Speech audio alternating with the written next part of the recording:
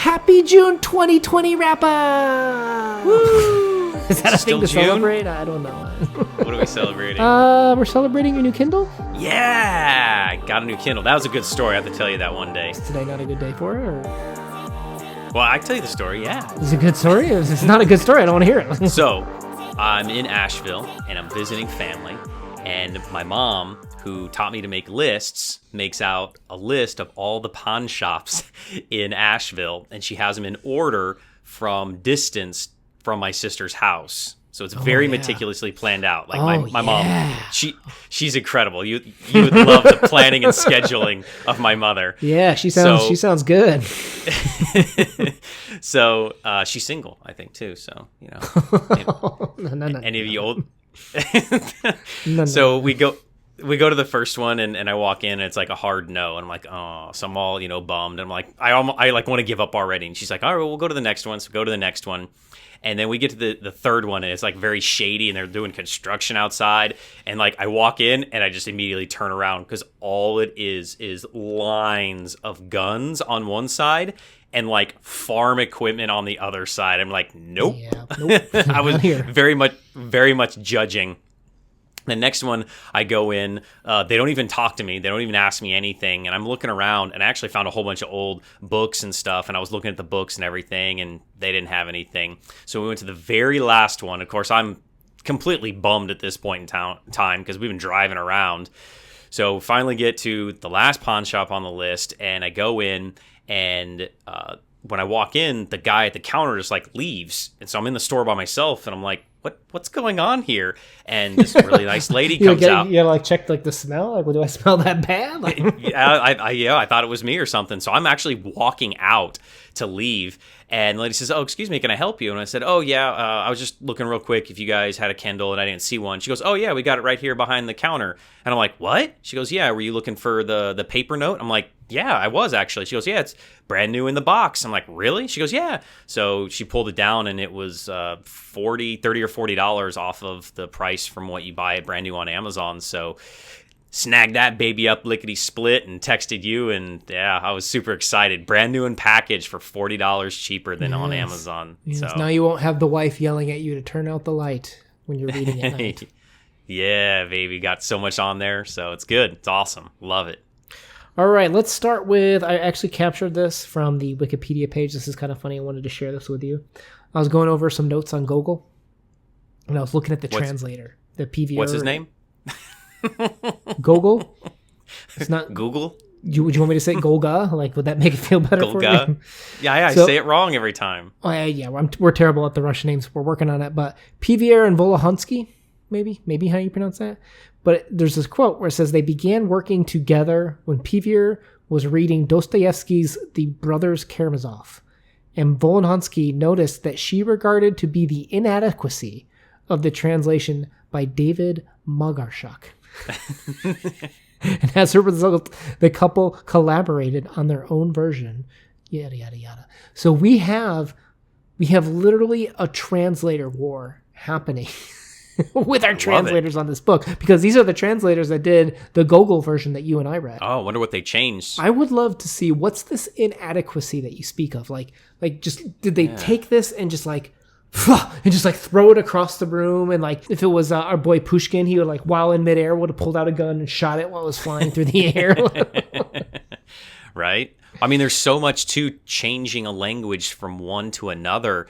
You can miss a lot, and sometimes there isn't a perfect match of words, so you just have to go with what's close. I wonder what they're fighting over. Right. That's some serious salt to throw the word. I noticed an inadequacy in your translation.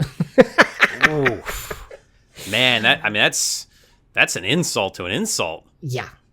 All right, let's start out with the pick of the month. So this is a new section that we're doing where out of all of these books that we read this month, or short stories, what's the one thing that we would recommend to you last month was Too Dear by Leo Tolstoy, 2-page short story.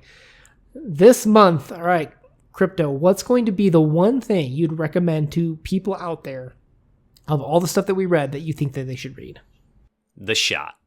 I knew you were going to say that. Yeah, of course you was going to say that. I've got a problem because we had 4 9.5s, right? Right. We had then I'm moving that one up to a 10. We had The Shot's Shot. A 10 now. we've got The Shot, The Dead, Paper Menagerie, and In a Grove. Like a Russian, an Irishman, and two Asians walk into a bar, right? That's awesome. So you're going to go with The Shot. Final answer? There's no wrong answer. This is hard for me because like The Dead is arguably for me like the most important from a literature perspective of these, right? But it's also arguably the one where I think you maybe need to know a little bit more background than the others, which makes it harder to recommend, right? For other people. And then there's The Shot. I do like The Shot, but it's arguably the cleanest, but also maybe the one that requires the most amount of deep character study skills, which not everyone has, right? Some people just want to read a plot and have a fun time reading a story. Come on, the dude's shooting flies inside his house. That's fun. Throwing translations and shooting them in midair. All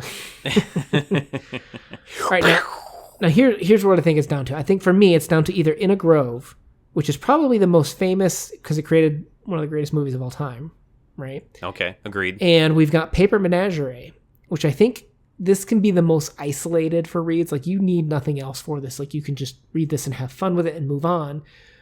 In a Grove, I feel like you're going to have to enter that net where, like, you're going to go first through denial of just like, no, I'm going to figure out who did this and try to play the game where you try to figure out which ones have the false and which ones has the reality, only to end up at the end result of, okay, we can't prove who did it in the story.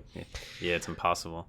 So I think I'm going to go with actually Paper Menagerie. Menagerie. I knew you were going to say it. I knew that. Yeah, I think it's the most isolated, the easiest to recommend, the most heart-wrenching. I think that's the one to get, particularly now with the theme of it right now. I think is the one to go. I think it's a great choice.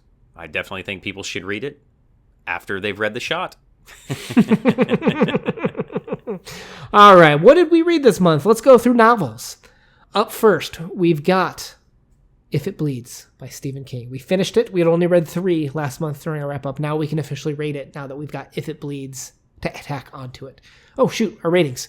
Yeah, I was going to ask if you're going to do that. Yeah. They're the ratings. Okay, so top rating. Okay, we're going to go through the collect it, which is the idea you got to go out of your way to purchase this. This is something that you need on your shelves and something worth spending some money for, or signed special editions, etc., etc. Drive around to 5 pawn shops. Worth going to 5 pawn shops in a distanced order.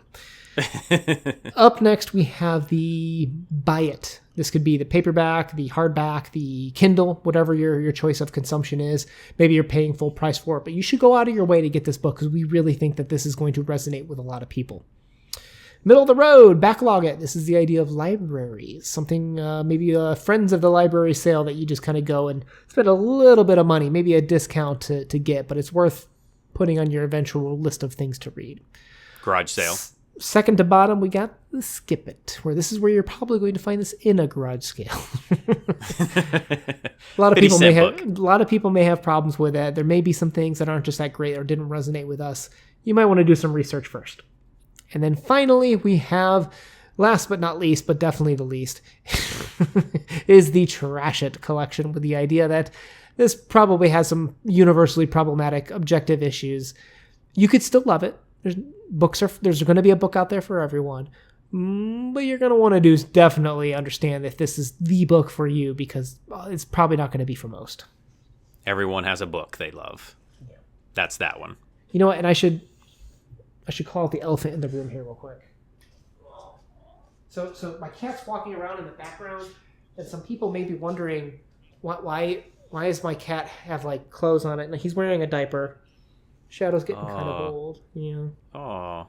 He doesn't make it on he walks around in the back room a lot, so he doesn't make it, but he's part of my life and he's getting older, so we're not, pandering him or making him wear clothes out of meanness. He can't control himself anymore. So if you see him walking around with a diaper in the background of the video, that's why.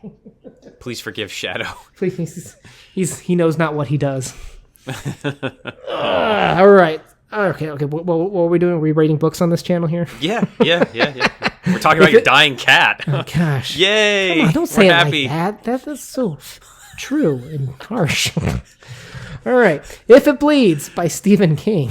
Let's talk about some uppers here. All right. I think last month, I'm going to skip guessing what you had because I already know that it's a backlog it for you, because it's a backlog it for me. Oh, wow. You got that wrong. Oh, come on. Okay, backlog it, but I want to say skip it for one of the stories. Because they're each individual. You don't have to do all 4. I mean, my wallet kind of had to do all 4. Like, I couldn't choose to do, like, the MP3. I had to buy it for track 4. Yeah. I will go on and read just one of them, and you can have that one. Just don't copyright us. Okay. No, so are we both backlog it for the whole CD? Yeah. Okay. Yeah. Okay. A portrait of an artist as... portrait of the artist as a young man. I wrote an artist here. This was early on when I probably created this script because I couldn't stop saying an artist here.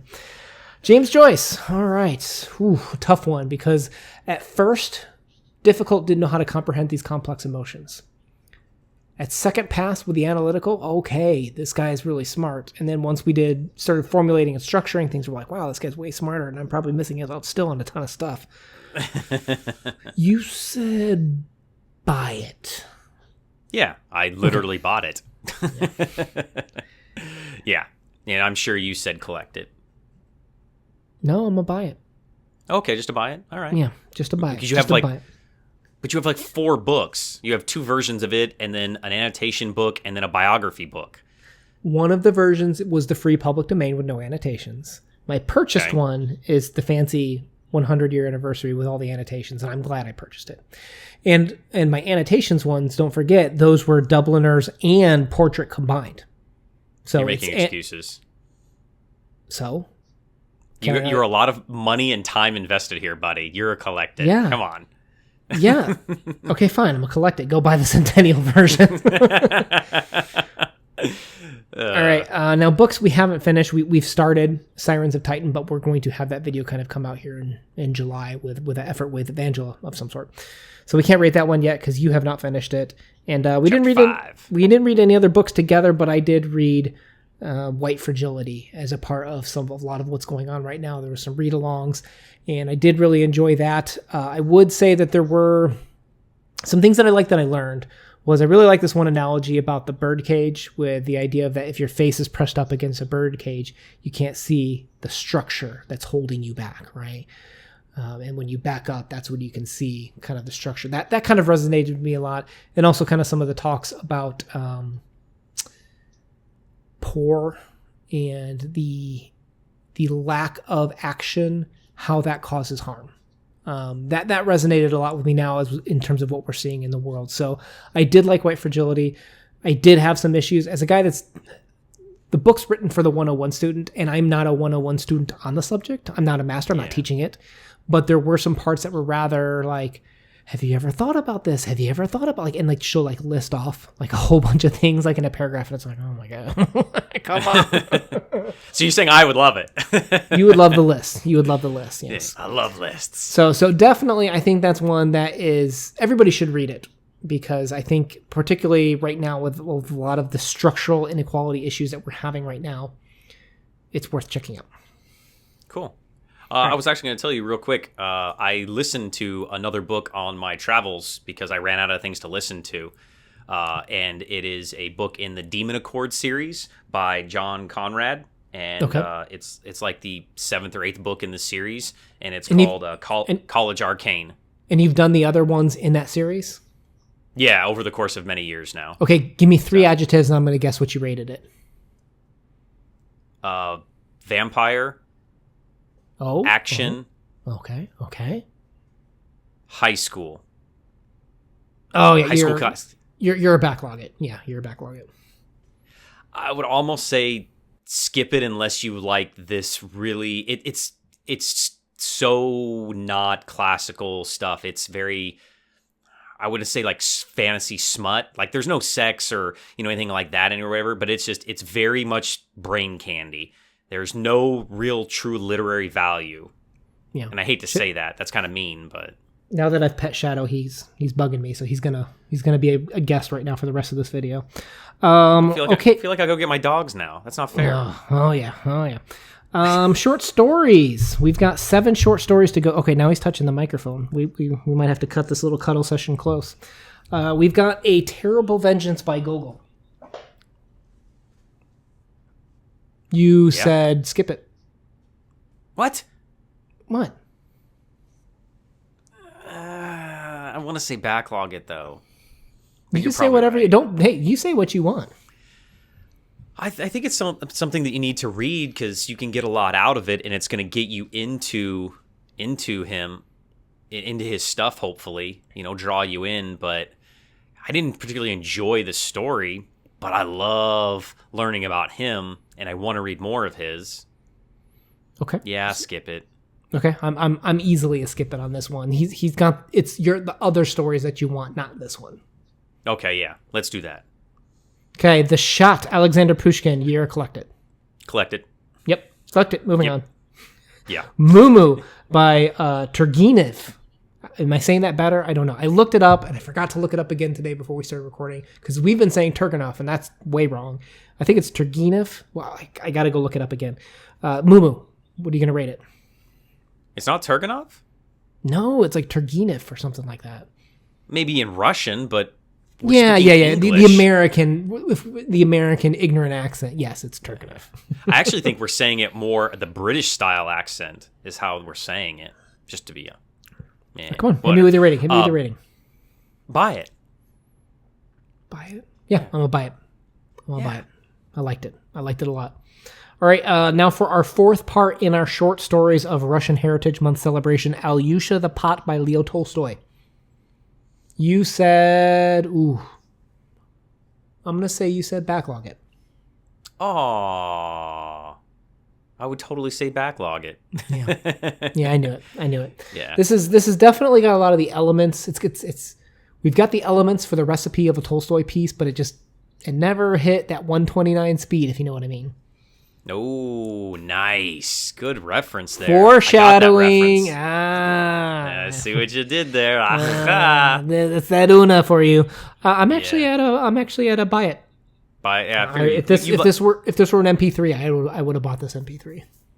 Yeah. Well, I think that you resonated better with kind of the more biblical aspect of that than I did. Yeah. All right, number 5, Bloomsday. The Dead by James Joyce. It's easy. You collect it. Collect it. Yeah. All of Dubliners, I think, is collected. I haven't even read the whole thing, and I think all of Dubliners. Just put me down for a collect it for the rest of them. I don't shove a lot of things in my eyeball. That's something I would shove in my eyeball, if you know what I mean. That's a collect it. Yeah. All right. Number 6, Ken Lieu's The Paper Menagerie, which we did with our friend Deanie. Thank you, Deanie. Yeah, this was a good selection. You said buy it? Buy it. Yeah. We should check out some more of Ken Lieu's stuff, and there's some what is his name? Ted Chiang? I don't know how to pronounce his name, but I've seen some stuff going around about some short stories from him. And remember that movie Arrival from a couple years back? Oh yeah, you loved that movie. That was based on a Ted Chiang, I don't know how to pronounce it, short story. Oh yeah, that's the one with the aliens and the language and time manipulation, travel and stuff. Yeah, that was a great movie. Yeah, so we need to. I'm probably going to try and work one of those in there because I've had some of our friends kind of mention that, and it's very, very interesting to me. All right, let's definitely hit the source material on that. Dude, last but not least, check this out: In a Grove by Akutagawa. We killed it this month. Dude, this was a crazy month. If you are watching this now, and particularly like In a Grove, Paper Menagerie, maybe not so much The Dead, maybe not so much The Shot, but these two stories, you need to read Paper Menagerie and In a Grove if you didn't. Like if you're watching this and you're like, hey, I really like Paper Menagerie, but I didn't read In a Grove, go read In a Grove. Whoa, we already did our spotlight at the beginning there, buddy. So I did, but I'm saying, that back now. I'm just saying they need to go read these stories because this month was incredible. This could have been our January scope, right, in terms of the month of best short stories. Yeah, this probably easily beat that. You should have picked all of these. You didn't know. These should have been our January choices, right? Agreed. Right, we have like 2 buy-its and 3 collectics now. Gosh, this was an incredible month. So this is an obvious for me.